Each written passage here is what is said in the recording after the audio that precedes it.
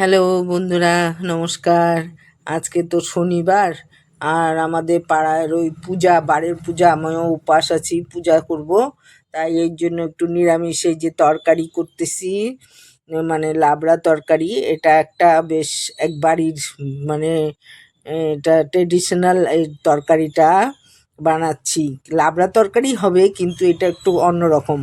এই যে এরকম করে ফুলকপিটাকে ভাজে নিতে হবে, ফুলকপিটাকে ভাজবো, সব তরকারিটাকে ভেজে ভেজে নিতে হবে। ভেজে নিয়ে তারপরেই কিন্তু তরকারিটা করব। যেমন আমরা লাবড়া তরকারি করি, একবারে কষা টষা বসাই দিই, এটা সেরকম হবে না কিন্তু।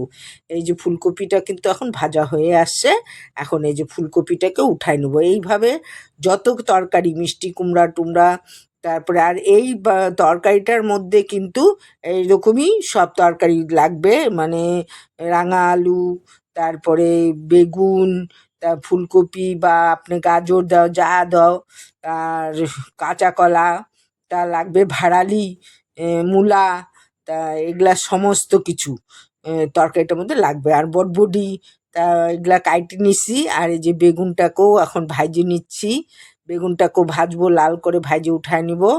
বেগুনও ভাজা হয়ে আসবে এখনই, বেগুনটাও এই যে দেখেন ভাজা বসাইছি। তা বেগুনটা ভাজা হয়ে গেলে মানে এইভাবে ভাবে সবই কিন্তু ভাজবো। হ্যাঁ, তাহলে এইভাবে ভাইজে নিতে হবে প্রত্যেকটা তরকারি। এই যে বেগুনটা ভাজা হয়ে গেছে, এখন আমি বেগুনটাকে উঠায় নেব। আর একটু মানে ভালো কিছু করতে গেলে তো একটু টাইমই লাগবে। তা এখন এই মিষ্টি কুমড়াগুলোও ভাজতেছি। তো যদি মানে ভালো জিনিস করতে গেলে একটু সময় দিয়ে দেখতেই হবে। আমি এটাকে আর যদি বাদ-ছাদ করি তাহলে কিন্তু হচ্ছে না। এখন মিষ্টি কুমড়াটাকেও ভাইজে নিচ্ছি। মিষ্টি কুমড়াও ভাজে নিব লাল করে। মানে এই তরকারিটা, মানে প্রত্যেকটা তরকারিই কিন্তু ভাজতে হবে, মানে ভাইজে নিতে হবে। এই যে মিষ্টি কুমড়াও ভাজা হয়ে গেল, কারণ মিষ্টি কুমড়াটাকেও উঠায় নেব এই সময়। আর এই আলুও দিলাম, আলুটাকেও লাল করে ভাজবো, লাল করে ভাজে আলুটাকেও উঠাবো। এই আলুটাও ভাজা হয়ে আসছে।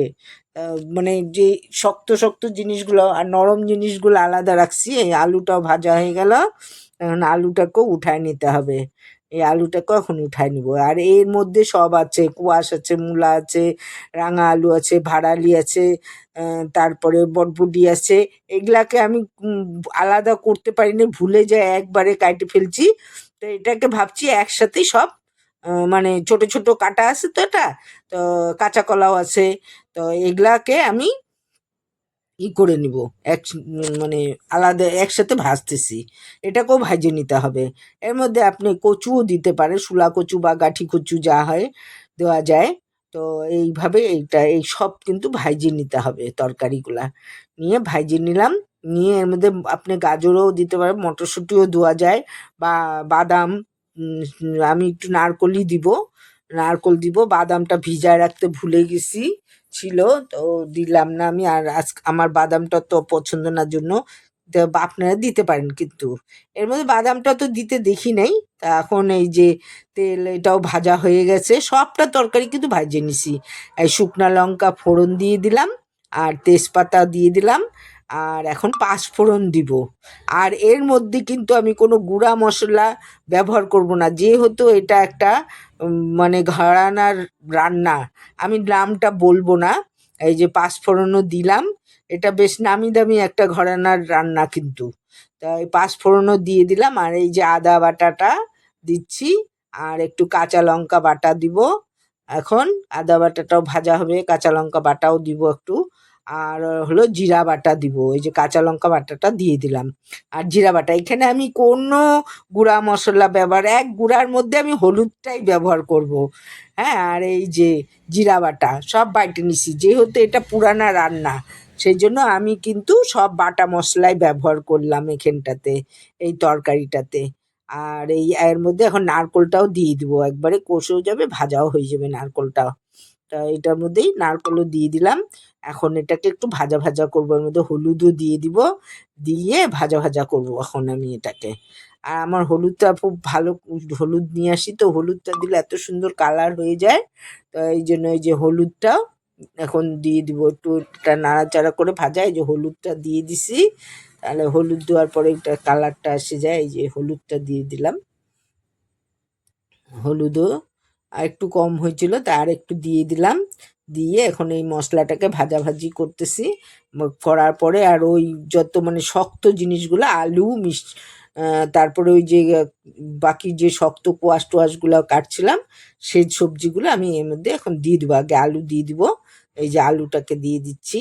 তাহলে মানে আর জল দিব না কিন্তু, এই তরকারিতে এক ফুটটা জল যাবে না।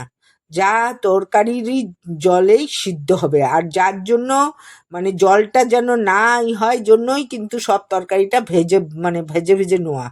তা সেই জন্য এই ভাজা করা হলো তরকারিটাকে। আর বাঁধাকপিটাকে তো ভাজা যায় না, বাঁধাকপিটাকে ওই জন্য ওর মধ্যেই দিব। তো বাঁধাকপি দেওয়ার পরেও আমি কিন্তু লবণটা দিব না সহসায়। বাঁধাকপিটা মানে কিছুটা ভাজা হওয়ার পরে আমি লবণটা দিব, কেন কি জলটা যেন কিছুটা হয়ে যায়। তো সেই জন্য এটা তরকারিটা একদমই জল যাবে না। তা এই যে এই সব শক্ত জিনিস তরকারিগুলা, মূলাটাও তো শক্তই হয়, ভাড়ালি টাড়ালি, তারপরে রাঙা আলু টালু, এটা সব দিয়ে এই যে এখন আমি এটাকে নাড়তেছি, কষাচ্ছি। কষানো হয়ে গেলে যে মিষ্টি কুমড়াটাও দিয়ে দিলাম। আর সবই তো ভাজা হয়ে গেছে তরকারিটা। তো এই জন্য এখন এই যে নাড়াচাড়া করে, আর এই তরকারির কিন্তু একটা তরকারিও কিন্তু ভাঙা হবে না, সব তরকারিটা গোটা গোটায় থাকতে হবে। এইটাই হলো এই তরকারি, যে লাবড়া বলে একদম ভাঙে চুরে যাবে তা কিন্তু হবে না। হ্যাঁ, এটা একটু গোটা গোটাই থাকবে। তাই এই জন্য এই যে এখন নাড়াচাড়া করতেছি। এখন এইটাকে আর একটু মাখায় সবটা মিশে গেলে পরে এখন দিয়ে দিব বাঁধাকপিটা। এখন বাঁধাকপি এর মধ্যে দিয়ে, তাহলে ওই বাঁধাকপির যে জলটা বেরোবে ওই জলটার মধ্যেই সিদ্ধ হয়ে যাবে। আর জলই আমি দিব না, মানে আর বাঁধাকপিটা দিয়েও লবণটা সঙ্গে সঙ্গে দিব না, কষানোর পরে আমি লবণটা দিব। বাঁধাকপিটা দিচ্ছি। আর তারপরে তো আবার এইদিকে দেরিও হয়ে যাচ্ছে আমার, এটা করে আমি আবার স্নান করে যাব ওই পূজার ওখানে। পূজার ওখানে যাই, আবার পূজাটা দিতে হবে। ঠাকুর মশাই তো বলে গেছে চলে আসবে তাড়াতাড়ি। হ্যাঁ, আর বাচ্চাদেরকে পাঠাইলাম, দেখ আসছে নাকি। ওরা তো ওইখানেই খেলাধুলা করতেছে, সে তো আমাকে বললোও না যে পূজা শুরু হচ্ছে কি হচ্ছে। তাই এই যে বাঁধাকপিটা দিয়ে মানে কিছুক্ষণ নাড়িয়ে নিলাম, নিয়ে তারপরে আমি লবণটা দিলাম। অনেক কাটা টাটার পরেও এটা কিন্তু এতটা দাঁড়াইছে। যারা দেখবেন একটু, যারা মানে চান এরকম করে রান্না করতে, তারা একটু ধৈর্য দিয়ে দেখবেন। আর যদি উঠায় কাটে কুটে দেখবেন তাহলে বুঝতে পারবেন না। এটা লাবড়া তরকারি, কিন্তু এটা কিন্তু একটু অন্যরকম করে করা। তাই এই যে এখন এইটা এই যে কষানো হচ্ছে এইভাবে, আমি তারপরে যে এইসব ফুলকপি টপিগুলাও দিয়ে দিলাম, চিনিটাও দিয়ে দিলাম। কেন, যেহেতু নিরামিষ তরকারি একটু চিনি না দিলে ভাল লাগবে না, একটু বেশিই দিলাম এর মধ্যে একটু আমি চিনিটা। হ্যাঁ, তাই জন্য এই যে এখন একটু নাড়লে, চিনি দিয়ে দিছি তখন মজে যাবে, লবণ তো তখন দিয়ে দিছি, কেন কি বাঁধাকপিটা আগে দিয়ে কষানোর পরে। এই যে দেখেন এখন পুরা কষে গেছে। এখন এই যে বেগুনটা যেহেতু নরম, সবার লাস্টে আমি বেগুনটা আর কাঁচা লঙ্কা একটু ফাইড়ে দিলাম। তখন বাটাটাও দিছি, আর কাঁচা লঙ্কাগুলো ভীষণ ঝাল, তো সেই জন্য একটু কমই দিলাম ফাইড়ে, যার জন্য অল্প করে ফাইড়ে দিছি। দিয়ে এখন আর এইটা একটু ভাজা মশলা, জিরা, আর এর মধ্যে একটু দুটা ছোটো এলাচ আর একটু দারচিনি, এটা ভাইজি নেওয়া হচ্ছে। ভাইজে এই মশলাটা দেওয়া হলো। হ্যাঁ, এই ভাজা মশলাটাও এখন তরকারিটা হয়ে আসছে কিন্তু। এই তরকারিটা কিন্তু বললাম না গোটা গোটাই সব থাকবে। এই তরকারিটা এখন লাস্টের দিকে, এই তরকারিটা এখন মানে প্রায় হয়ে গেছে, সব সিদ্ধ হয়ে গেছে, কোনোটা মানে নরম নাই আর এই মানে শক্ত নাই। এই যে ঘি দিয়ে দিলাম, ঘি না দিলে তো এটা মানে হবেই না, লাস্ট ঘিয়ের টাচ দিতেই হবে। তাই যে ঘিটাও দিয়ে দিলাম। এখন আমার তরকারিটা হয়ে গেছে। আমি এইভাবেই কড়াইতেই তরকারিটা ঢাকা দিয়ে থুয়ে দিব, কেন ঘিটি দিছি, ভাজা মশলাও দিছি। তা সেই জন্য এটাকে এইভাবে আমি এখন ঢাকা দিয়ে দেবো। দেখেন কোনোটা কিন্তু কোনো মানে লাবড়া বলে যে ওরকম হয়ে যাবে তা না, কিন্তু সবই কিন্তু গোটা গোটা আছে। আর ভীষণ গন্ধটা ভালো বেরোচ্ছে। এটা তো আমি মানে মোবাইলের ওই বাইরে দিতে পারবো না, দিতে পারলে তো ভালো হতো। আপনার যারাদের ভালো লাগে তারা করে দেখবেন, তখন তারাও অনুভব করবেন এই গন্ধটাকে, যে কি সুন্দর গন্ধ। আমি চাই করলে আমার খুব আনন্দই হবে, খুব ভালো হয়েছে।